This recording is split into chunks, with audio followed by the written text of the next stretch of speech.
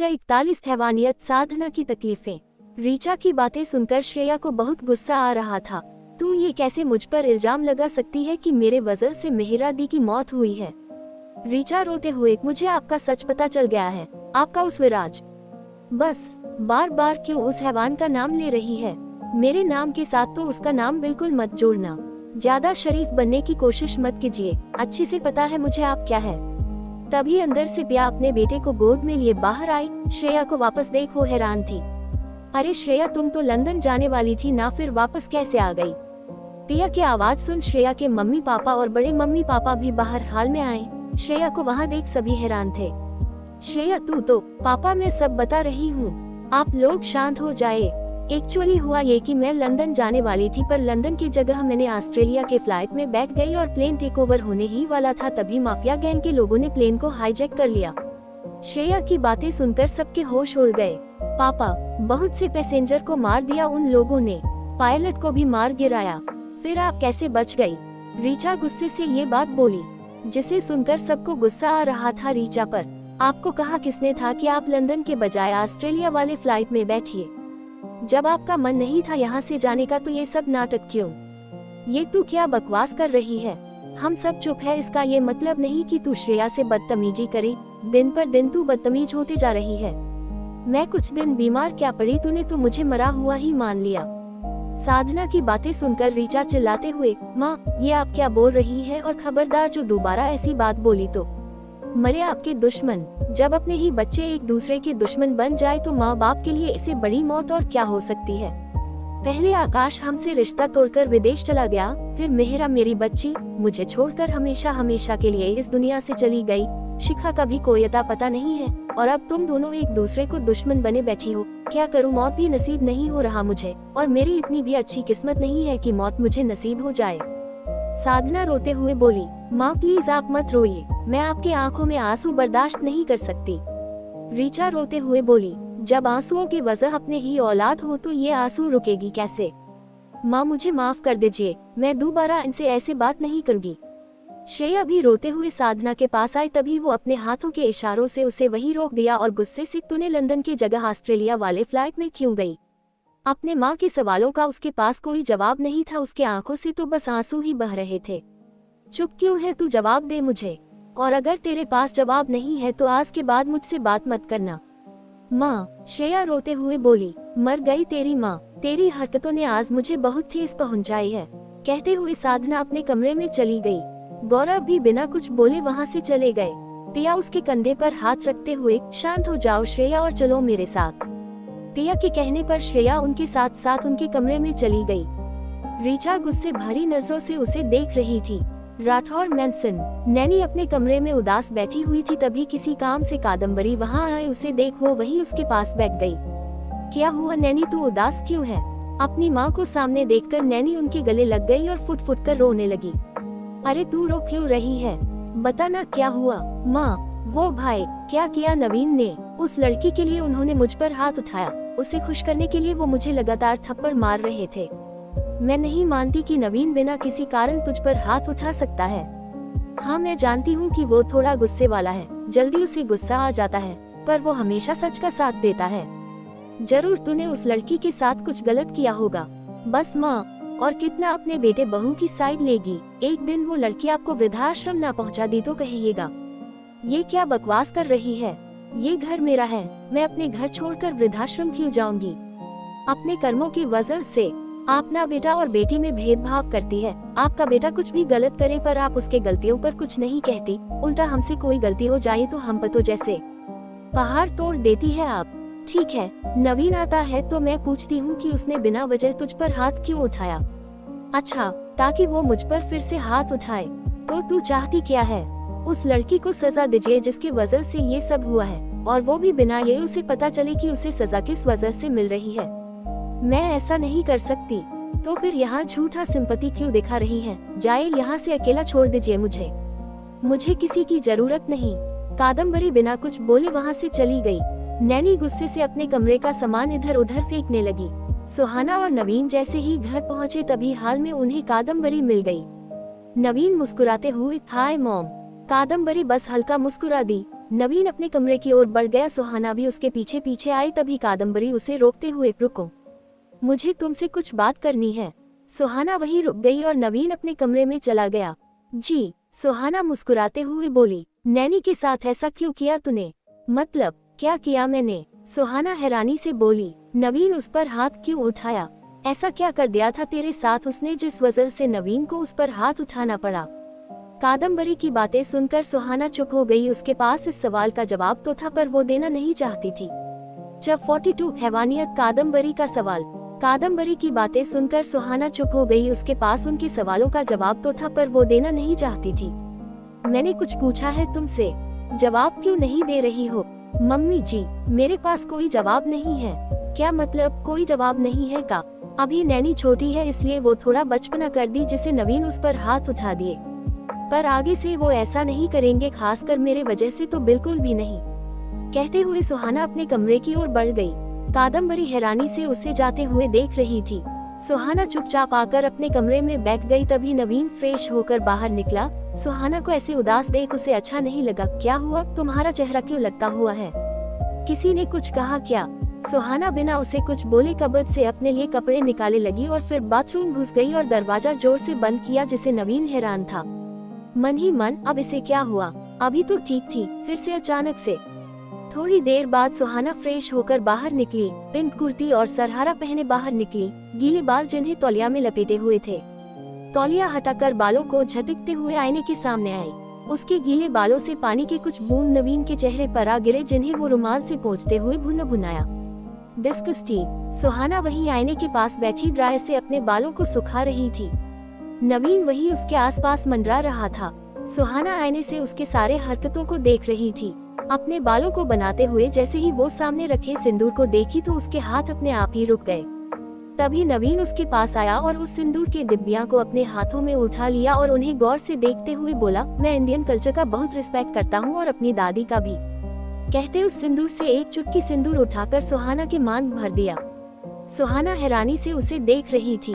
तभी नवीन मंगलसूत्र उठाकर उसे पहना दिया और आकर बेंच पर लेट गया। सुहाना भी उठकर उसके बगल में आकर बैठ गई। तुम बहुत ही अजीब हो। मैं कभी कभी समझ नहीं पाती हूँ कि तुम हो क्या, अच्छे हो बुरे हो, कुछ समझ नहीं आता। जहाँ तक मुझे समझ आ रहा है कि तुम हमेशा गलत के खिलाफ और सच का साथ देते हो। फिर तुमने मेरे साथ इतना गलत क्यों किया? उसकी बातें सुनकर नवीन कोई जवाब नहीं दिया। तभी सुहाना तीखे मुस्कान के साथ, मैंने तो कहा भी था तुमसे कि मैं तुम्हारे साथ हूँ, हम दोनों मिलकर उस माफिया गैंग को खत्म करेंगे, पर तुमने तो मेरी बात सुनने के बजाय उल्टा मुझसे मेरी जिंदगी की कीमत वसूल लिए। नवीन उसकी बातें खामोशी से सुन रहा था। पता है तुम्हें, कौन नहीं चाहता कि उसकी जिंदगी में खुशियाँ आए, प्यार, परिवार, पैसा, पावर, ये सब चीजें कौन नहीं चाहता।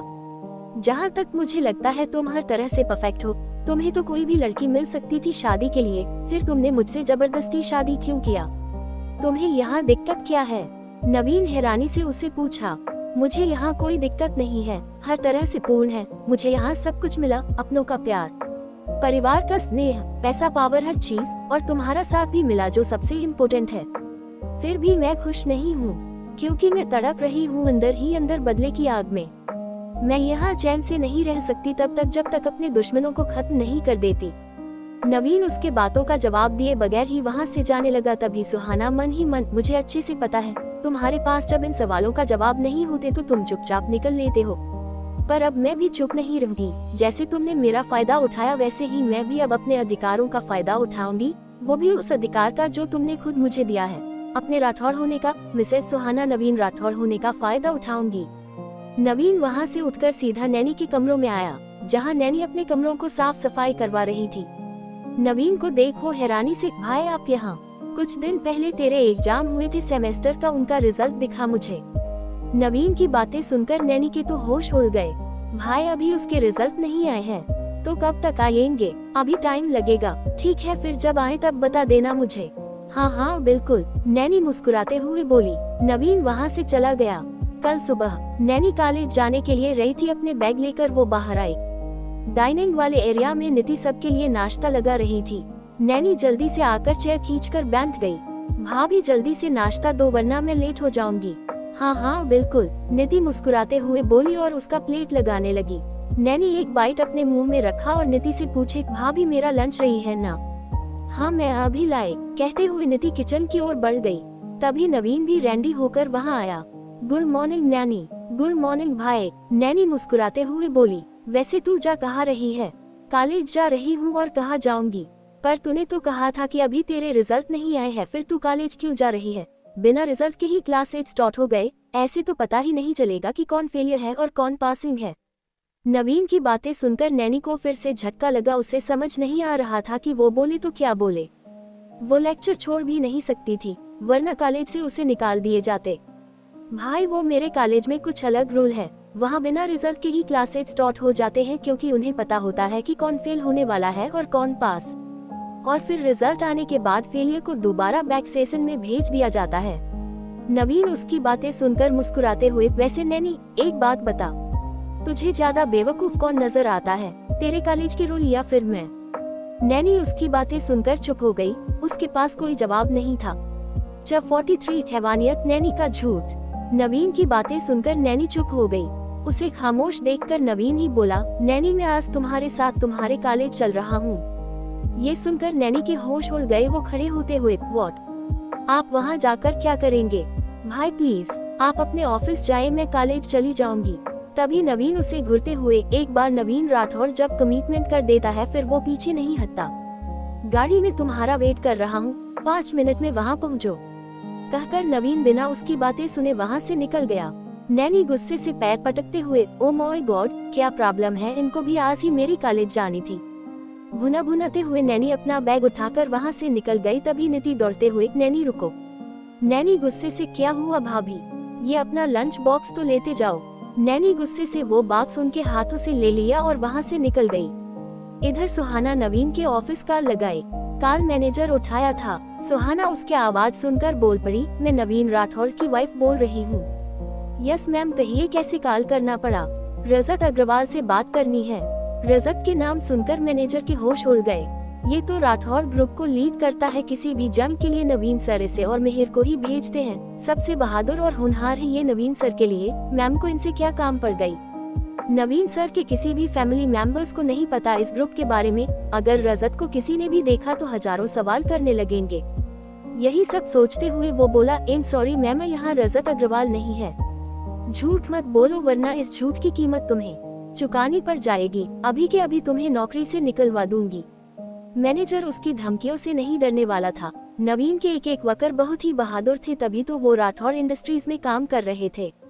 मैनेजर जानता था कि नवीन राठौर कभी किसी इंसान को बेवजह नौकरी से नहीं निकाल सकते जब तक उसके गुनाह साबित नहीं हो जाते। सुहाना अपने जिद पर अड़ गई थी, पर मैनेजर उसे बहस नहीं करना चाहता था, इसलिए उसने सुहाना का कॉल रख दिया और अपने फोन से नवीन को कॉल लगाया।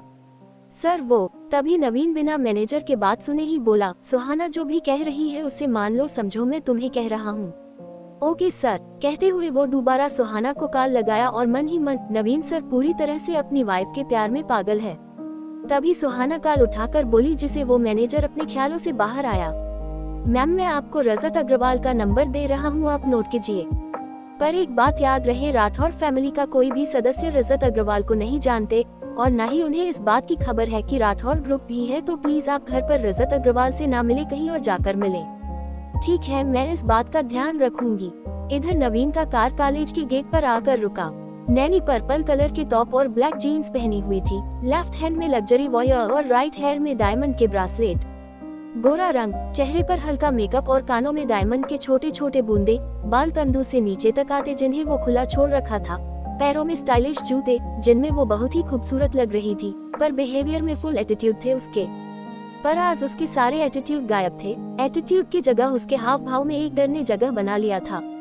डरते डरते वो आगे बढ़ रही थी। क्या हुआ, इतना स्लो मोशन में क्यों चल रही हो? कोई प्रॉब्लम है क्या? नहीं नहीं तो कहते हुए नैनी हल्का रफ्तार तेज की और धड़धड़ाते हुए वो कॉलेज के अंदर आए। अब नवीन उसे पीछे हो गया। नैनी को देखकर 2 लड़के और 4 लड़कियां एक लड़की को घसीटते हुए वहां लेकर आई। नैनी यार निकाल 50,000 मिठाई खाने के लिए। नैनी हैरानी से कभी उन सबको देख रही थी और कभी उस लड़की को जिसे वो सब घसीट कर लाए थे। नवीन ये देखकर बहुत ही हैरान था।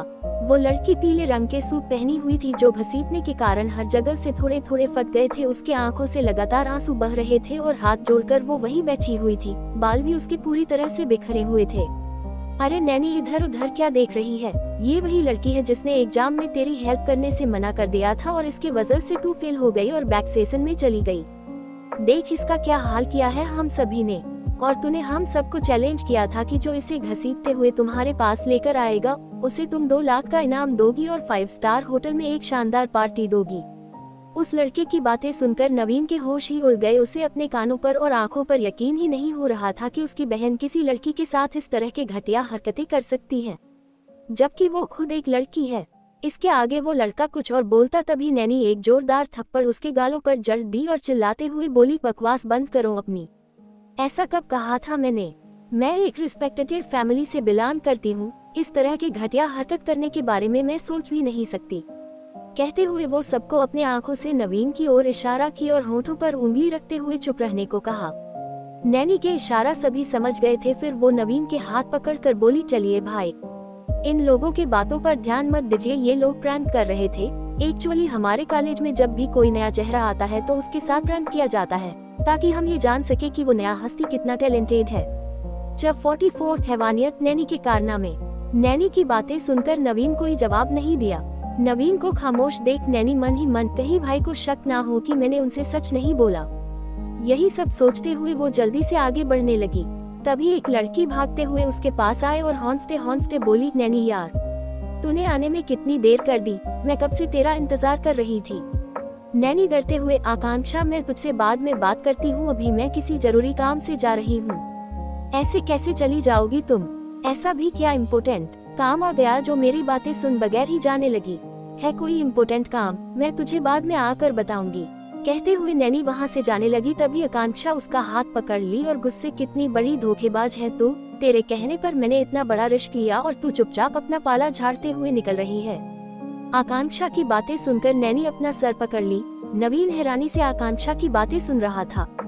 तुझे पता भी है, तेरे कहने पर मैंने सारांश के कोल्ड ड्रिंक में नशीली दवा मिलाई और उसे पिलाकर उसके साथ रात बिताई। तेरे कहने पर तूने ही कहा था कि जब कोई चीज प्यार से ना मिले तो उसे जबरदस्ती छीन लेना चाहिए। और तूने खुद वो नशीली दवा उसके कोल्ड ड्रिंक में मिलाकर मुझे दिया था और मुझे फोर्स भी किया था कि मैं ये सब करूं। बाकी आगे मैटर तू समझ लेगी। आकांक्षा की बातें सुनकर को बड़ा झटका लगाई, पर नवीन के पैरों तले जमीन खिसक गई थी। उसे यकीन नहीं हो रहा था कि उसकी बहन इतना गंदा हरकत किसी लड़के के साथ करने के लिए किसी को फोर्स कर सकती है। तभी एक जोरदार थप्पड़ नैनी आकांक्षा के गालों पर जड़ दी और उस पर भड़कते हुए, तेरी हिम्मत कैसे हुई इतनी गंदे हरकत करने की और इल्जाम मुझ पर डाल दिया? शर्म नहीं आई? आज के बाद से मुझसे बात भी मत करना। मैं तुम जैसी कैरेक्टर लेंस लड़कियों से बात नहीं करती। कैरेक्टर लेंस में नहीं तू है, समझी? आज तो बहुत साफ सुथरा बनने का नाटक कर रही है, पर तेरी हरकतें अच्छे से जानती हूँ मैं। कैसे क्लास में बैठकर सिगरेट की कश छोड़ना और क्लास बंद करके क्लब जाना, और तो और बेचारे मानव का इस कॉलेज में रहना मुश्किल कर दी है। बहुत घमंड था तुझे अपने सुंदरता पर, हुआ क्या मानव ने तेरी तरफ देखा तक नहीं। तुझे छोड़ वो मानसी को चुना। ये बात तुझसे बर्दाश्त नहीं हुई और तूने मानसी का मर्डर करवा दिया। आकांक्षा की बातें सुनकर नैनी तो जैसे जमीन में गड़ सी गई थी। तभी वो 2 लड़कियों को अपने तरफ आने का इशारा किया। जैसे ही वो दोनों उसके पास आए तो नैनी मुस्कुराते हुए, अरे तुम लोगों ने आकांक्षा को आज दवा नहीं खिलाई क्या? आज फिर से उसे दौरे पड़े हैं। जिस दिन ये दवा मिस करती है उस दिन उसे ये दौरे पड़ने लगते हैं। देखो आज कैसे ये उलूल जलूल बातें कर रही है, लेकर जाओ इसे। नैनी के कहने पर वो दोनों लड़की उसका हाथ पकड़कर उसे वहाँ से लेकर जाने लगी।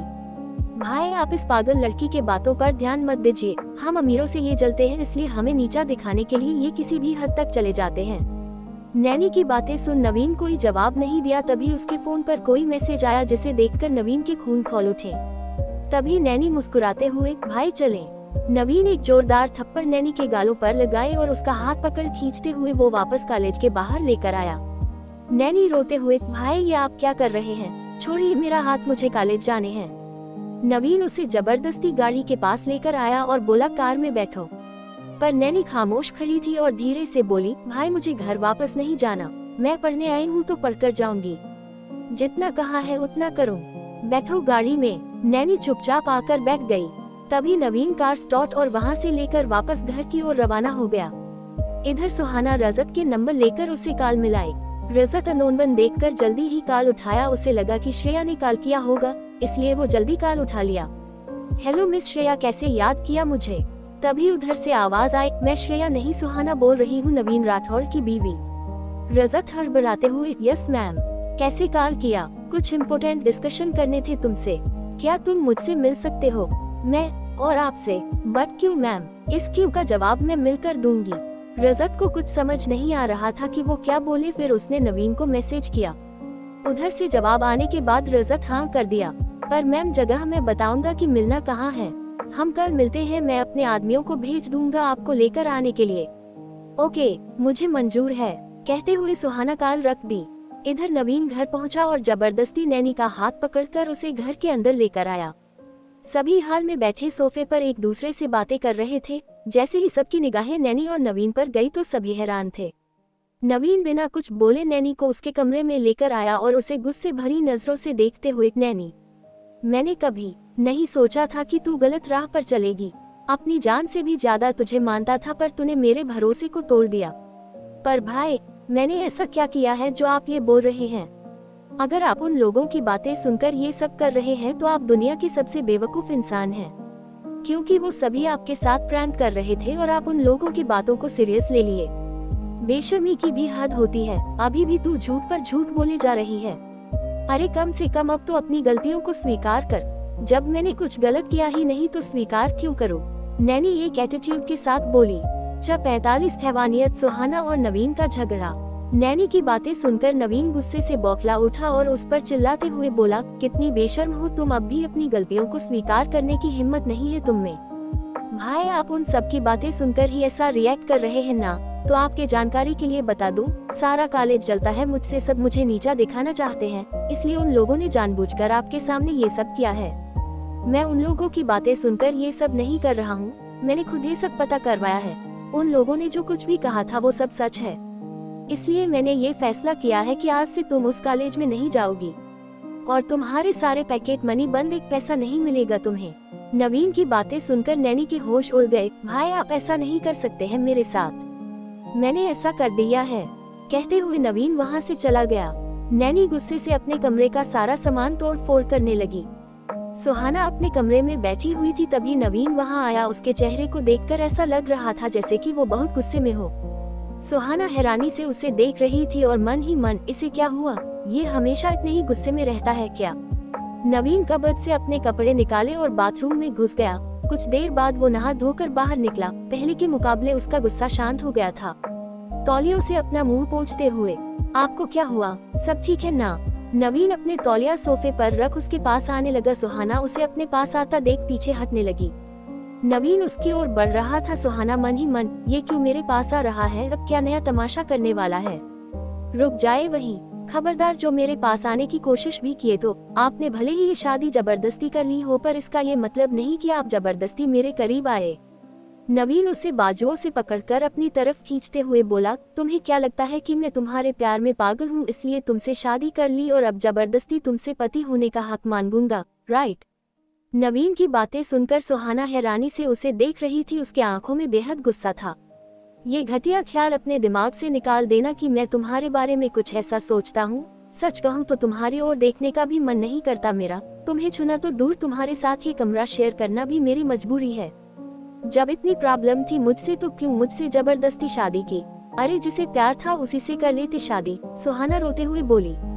नवीन उसका बाजू छोड़ दिया और चिल्लाते हुए, नहीं कर सकता शादी उससे जिसे प्यार करता हूँ। ये कहते हुए नवीन चुप हो गया और उस कमरे से बाहर चला गया और छोड़ गया सुहाना के मन में ढेर सारे सवाल जिसके उसके पास नहीं था जवाब। अभी अभी नवीन क्या बोले? वो किसी से प्यार करते हैं पर उसे शादी नहीं कर सकते। पर क्यों नहीं कर सकते शादी? ऐसी क्या वजह है जिस वजह से वो उस लड़की से शादी नहीं कर सकते हैं जिसे वो प्यार करते हैं? कहीं वो लड़की अमायरा तो नहीं? मुझे तो ये अमायरा ही लग रही है। अमायरा ही नवीन से प्यार करती है तो क्या नवीन भी उसे प्यार करते हैं? यही सब बातें सुहाना के दिमाग में चल रहा था। शिखा अपने कमरे में उदास बैठी हुई थी, तभी रेहा उसके पास आई। शिखा, देखना बंटी भैया ने हम दोनों को लॉन्ग ड्राइव पर चलने के लिए बोला। मुझे कहीं नहीं जाना यार, मेरा मन नहीं है। ऐसे कैसे नहीं जाना, बंटी भैया ने बहुत प्यार से हम दोनों को चलने के लिए बोला। मैं उन्हें मना नहीं कर सकती, तुझे चलना ही होगा।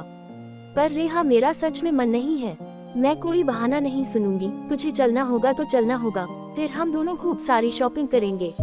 चल अब उठकर जल्दी से तैयार हो जा, मैंने तेरे लिए कपड़े निकाल दिए हैं। रेहा एक नीले रंग का फ्रॉक सूट उसकी ओर बढ़ाई। शिखा उस कपड़े को ध्यान से देखते हुए बोली, ये किसके कपड़े हैं? ये मेरे कपड़े हैं, रेहा मुस्कुराते हुए बोली। पर तू तो हमेशा जीन्स टॉप पहनती है ना, मैंने तेरे कबर्ड में एक भी ऐसा ड्रेस नहीं देखा। अरे यार कल ही मंगवाई इसे तेरे लिए, अब ज्यादा सवाल जवाब मत कर, जल्दी से जाकर तैयार हो जा, हम बाहर तेरा वेट कर रहे हैं। कहते हुए रेहा वहाँ से निकल गई। बाहर गाड़ी के पास बंटी उन दोनों का वेट कर रहा था। तभी नवीन उसे आता हुआ दिखाई दिया। बंटी उसे देखकर जल्दी से वहाँ से निकलने लगा। तभी नवीन उसे रोकते हुए, रुक जा, कहाँ भाग रहा है? बंटी के कदम अपने आप ही रुक गए, आज तो गया काम से। तभी नवीन उसके कंधे पर हाथ रखते हुए, मुझे देखकर कहाँ भाग रहा था? मैं आपको देखकर क्यों भागूंगा, वो तो तुम ही जानो। वैसे अभी कहाँ जा रहे हो? भाई वो रेहा बहुत जिद की थी लॉन्ग ड्राइव पर चलने के लिए। एक्चुअली उसकी सहेली जो बहुत उदास रहती है, बस उसका मूड ठीक करने के लिए। अच्छा, उसका मूड ठीक करते करते अपना मूड मत बना लेना। वैसे भी तेरी हरकतों से अच्छी तरह से परिचित हूँ, लड़कियों से चिपकने का एक भी मौका नहीं छोड़ता, पर इसके साथ ऐसा वैसा कुछ भी किया तो तेरा सामना नवीन राठौर से होगा। क्या भाई आप भी क्यों इज्जत का फालूदा बना रहे हैं मेरा? आप मुझे वैसा ही इंसान समझ रहे हैं? बिल्कुल, क्योंकि तू किसी के लिए सीरियस नहीं रहता इसलिए। खैर मेरा नजर हर वक्त तुम पर ही रहेगा, तो अपनी लिमिट क्रॉस मत करना, वरना जब मैं अपनी लिमिट क्रॉस करूंगा तो फिर किसी की नहीं सुनूंगा। कहते हुए नवीन वहाँ से चला गया। बेचारा बंटी चुपचाप खड़ा उसे जाते हुए देख रहा था। आज भाई को हो क्या गया है, इतने गुस्से में क्यों लग रहे हैं? लगता है भाभी से झगड़ा करके आए हैं तभी इतने गुस्से में है।